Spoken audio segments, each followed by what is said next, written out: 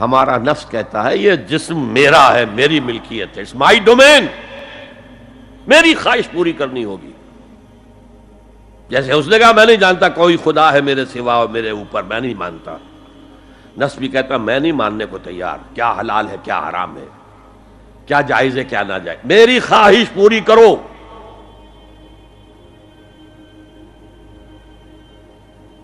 اس کے خلاف جہاد، یہ پہلی منزل کا جہاد ہے. اور آپ کو معلوم ہے 3 منزلہ عمارت ہے، تو بلند ترین تو ہے تیسری منزل، اہم ترین ہے پہلی منزل. پہلی منزل بنے گی تو دوسری بنے گی، دوسری ہوگی تو تیسری بنے گی نا. پہلی منزل یہ ہے اور اہم ترین یہ ہے.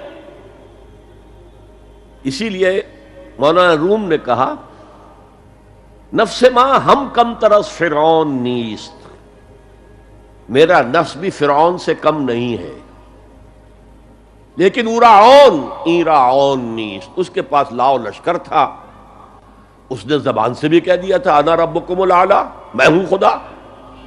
میرا نفس بیچارہ اس کے پاس کوئی لاؤ لشکر نہیں، زبان سے تو یہ کچھ نہیں کہتا، اندر یہی کہتا میں بادشاہ ہوں اس وجود کا، میری مرضی پوری ہو. تو اسٹرگل اگینسٹ دس بیسر سیلف، ایک سیلف ہے اونچی سیلف، خود ہی انا ایگو، اور ایک ہے یہ بیسر سیلف، حیوانی جبلتیں جو اندھی بہری ہیں، جو حلال اور حرام سے انہیں کوئی غرض نہیں، ان کے خلاف جہاد کرنا. آپ نے فرمایا صلی اللہ علیہ وسلم المجاہد من جاہد نفسہ، اصل مجاہد وہ ہے جو اپنے نفس کے خلاف جہاد کر سکے. تمہارے اندر یہ دشمن تو بیٹھا ہوا ہے، تکڑا ہے، تمہیں کنٹرول کر رہا، چلے آؤ باہر کے دشمنوں سے جہاد کرنے کے لیے. تم نے ٹانگے کو گھوڑے کے آگے باندھ دیا.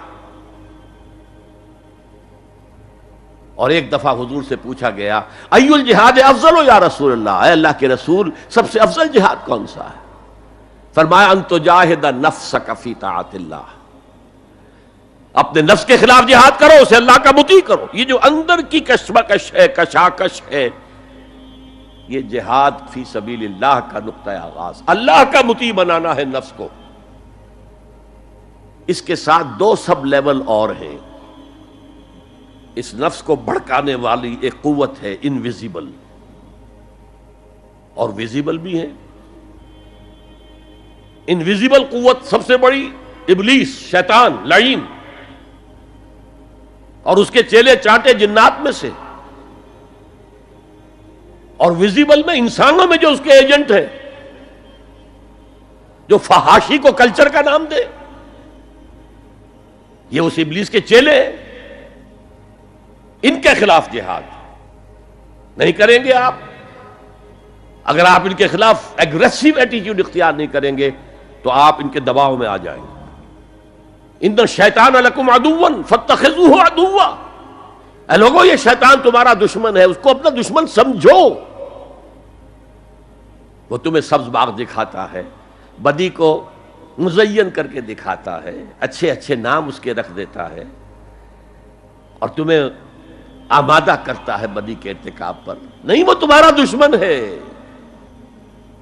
افتتخذونہ وذریتہ اولیاء من دونی، تم مجھے چھوڑ کر اسے اور اس کے چیلے چانٹوں کو تم اپنا دوست بناتے ہو. نہیں، شیطان کے خلاف جنگ کرو. اور تیسرا اس پر سب لیول کیا ہے؟ معاشرہ اگر بگڑا ہوا ہے، اس کا عمومی رجحان برائی کی طرف ہے، تو سوشل پریشرز آپ کو ادھر دھکیلتے ہیں. جیسے کہ اگر کوئی موب جا رہا ہے تو اس کے ساتھ چلنا تو بہت آسان ہے، وہ خود ہی آپ کو دھکیلتا ہوا لے جائے گا. اس کے خلاف چلنا بہت مشکل کام. ہو سکتا ہے آپ بڑی زور لگا کے 4 قدم آگے بڑھیں، پھر کوئی ریلا آئے 10 قدم پیچھے لے جائے. تب 2 ہی راستے ہیں، زمانہ بات و نسازت تو بعد زمانہ بے ساز. یا تو پیسو معاملہ ہے، زمانہ تمہارے ساتھ سازگاری نہیں کرتا، چھوڑو تم زمانے کے ساتھ سازگاری اختیار کر لو، چلو تم ادھر کو ہوا ہو جدھر کی.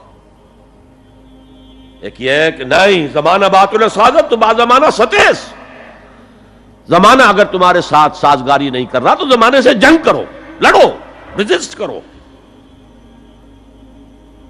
تو 3 جہاد ہو گئے فرسٹ لیول کے، 3 سب لیولز۔ نفس امارہ، اڈ، لیبیڈو، نفس حیوانی کے خلاف جہاد، اس کو بھڑکانے والے، وسوسہ اندازی کرنے والے، اس میں پھونکے مارنے والے، شیطان اور اس کی ذریت مانوی اور ذریت نسلی، جنات اور انسانوں میں جو اس کے ایجنٹ ہیں، ان کے خلاف جہاد، معاشرے کے خلاف ایک اسٹرگل۔ اب یہ 3 جہاد آپ نے کر لیے، اللہ توفیق دے ہم میں سے ہر ایک کو، تو اب یہ جہاد آپ کے جسم سے باہر نکلے گا، خارج میں آئے گا۔ دوسری منزل ہے نظریاتی تصادم۔ اگر آپ نے ایمان کا نظریہ اختیار کیا ہے تو الحاد کا نظریہ رکھنے والے بھی موجود ہیں۔ آپ نے توحید کے نظریے کو اختیار کیا ہے تو مشرکانہ عقائد رکھنے والے بھی موجود ہیں۔ They are bound to resist۔